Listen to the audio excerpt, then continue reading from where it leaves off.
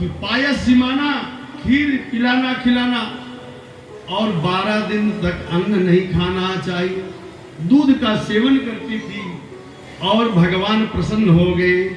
भगवान ने प्रसन्न होकर के माता अदिति को आशीर्वाद दिया, पुत्रयो नमस्तुभ्यं भगवते च भगवानया।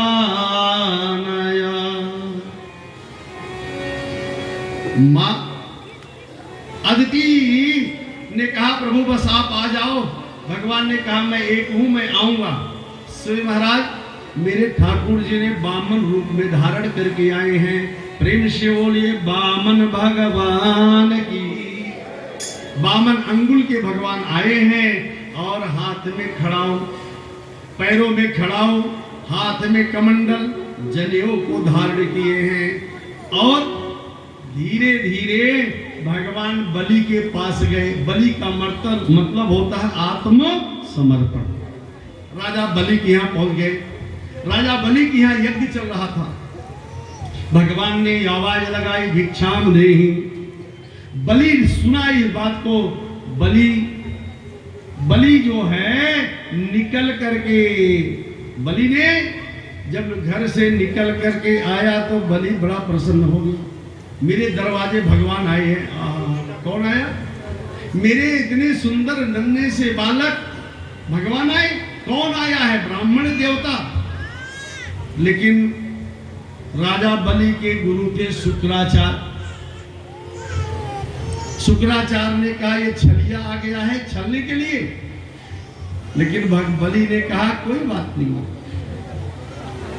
मेरे दरवाजे पर मैं इतना बड़ा हुआ हूं कि मेरे दरवाजे भगवान ने भिक्षा मांगने आया, मैं सब कुछ दूंगा।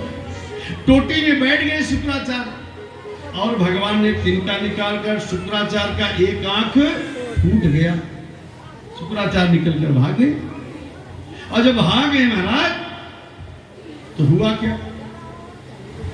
जब भाग गए तो राजा बलि ने, भगवान ने कहा संकल्प कर दो।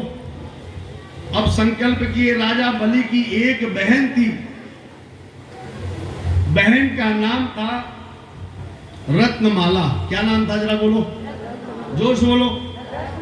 रत्नमाला ने कहा कि मन में विचार आया कि हम इस बालक की मां बन जाऊं। कौन मन में आया? किसके मन में? रत्नमाला। लेकिन भगवान जब विराट रूप धारण कर लिए तो रत्नमाला के मन में आया इस बालक को विष लगाकर मैं मार डालती। यही कोई और नहीं, यही पूतना है। यही अभी कथा आप लोग सुनेंगे, ये पूतना बनी है। अब यहाँ पर भगवान संकल्प हुआ। भगवान ने 3 प्रकार का संकल्प करवा रहे हैं। यजमान प्रमुत्यो दर्शनीय मनोहरम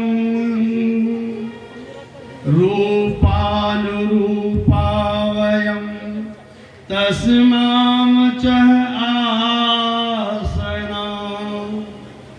भगवान ने अब यहां पर संकल्प हुआ और संकल्प हुआ तो अब विराट रूप धारण कर रहे। कैसे? प्रेम से बोलिए विराट भगवान की जय। भगवान बामन के रूप में राजा बलि के यहाँ आ रहे हैं और बड़े भाव से, बड़े ध्यान से मेरे गोविंद जी की कृपा हो रही है।